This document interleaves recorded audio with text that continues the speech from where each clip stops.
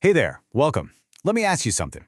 Have you ever thought about happiness not as some random feeling that comes and goes, but as something you can actually build? Like something with a real architecture, a blueprint we can actually understand? Well, that's exactly what we're going to do today. We're going to explore the structure of joy, all the way from the chemicals in our brain to the people in our lives. So, let's get started. So, let's just start with the most fundamental question, right? When you feel that incredible rush of joy, or even just a quiet moment of peace, what is really happening? What's going on inside your head and your body? I'll give you a hint. It's not magic. It's this incredible mix of biology, psychology, and connection. And we're about to break it all down.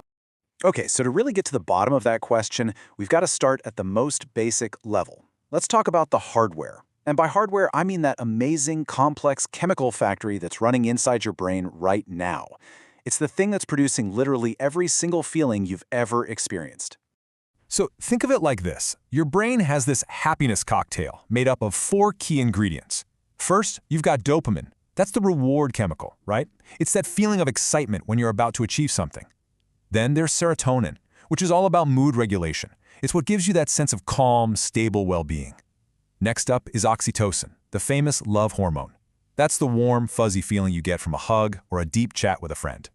And finally, endorphins. These are your body's natural painkillers. They're the reason you get that amazing runner's high.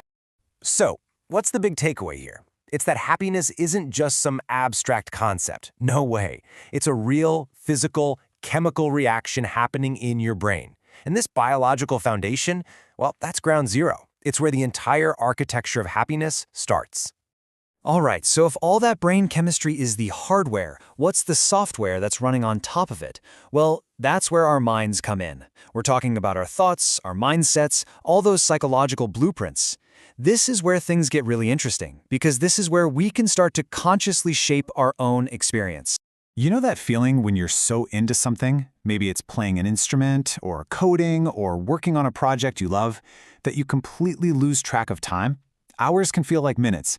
Well, there's a name for that. It's called flow. It's this incredible state of being totally immersed, and it turns out it's a massive source of happiness. It's that perfect sweet spot between being challenged and being capable. And that idea of focusing on what makes us feel good leads us to this huge, game-changing idea, positive psychology. For a long time, psychology was mostly about fixing what was broken.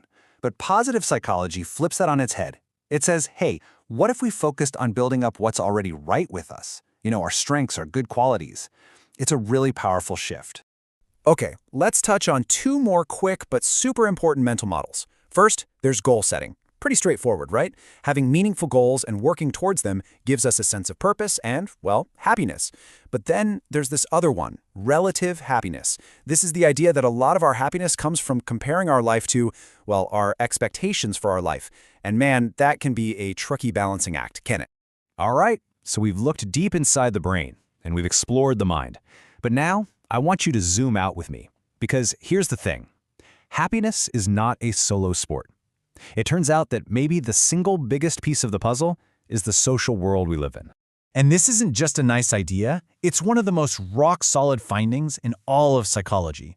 Study after study shows that it's not about how much money you have or how famous you are. What truly matters for long-term happiness is the quality of your relationships. That feeling of belonging, of having a tribe, it's absolutely essential. And here's something that's kind of mind-blowing. The very definition of happiness can change depending on your cultural software. Think about it. In more individualistic cultures, happiness is often tied to personal success, expressing who you are. But in more collectivist cultures, it's often about group harmony, about fulfilling your role and contributing to the whole. So there's no single definition. Okay, so we've covered a lot of the why, the biology, the psychology, the social stuff, but just knowing all this isn't enough, right? So what can we actually do about it? Let's get practical. It's time to open up the happiness toolkit. First up, let's talk about the individual level. These are the things that are 100% in your control. The habits you can start building for yourself like today. So here are some heavy hitters. Gratitude exercises, they literally rewire your brain to notice the positive. Physical exercise, you're tapping into those awesome endorphins we talked about. A little meditation or mindfulness each day can give you so much more control over your own thoughts. Learning a new skill, bam, there's your dopamine hit. And you might even find that state of flow. And finally, managing expectations. That helps close that tricky gap we mentioned earlier. The best part is, these aren't just feel-good suggestions. They're all backed by science. Okay, so personal habits are huge. But remember what we said about connection? We have to actively work on that too. So this next part of the toolkit is all about how to intentionally build up that social support system. Look, strong relationships don't just happen. It takes real effort. It means actually setting aside time for your friends and family. It can mean volunteering, connecting to something bigger than yourself. It definitely means putting your phone away and having a real conversation. These are the things that build that solid foundation for deep, meaningful connections. All right, let's zoom out one last time to the biggest level. Because all of our personal and social efforts, they don't exist in a bubble, right? They can be helped or hurt by the very communities we live in. This really shows us that happiness can be a team sport. The societies that are generally happier, they're the ones that build an actual infrastructure for well-being. We're talking about things like workplaces that support their employees, public spaces like parks where people can connect, teaching kids emotional intelligence in school, and of course, making sure mental health care is easy for everyone to get. Okay, we've gone from brain chemicals to psychology to our social lives and even community-level stuff. So after all of that, what's the big idea? What are we supposed to take away from all this?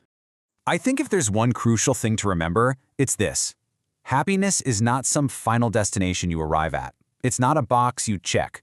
It's a dynamic, messy, ongoing journey.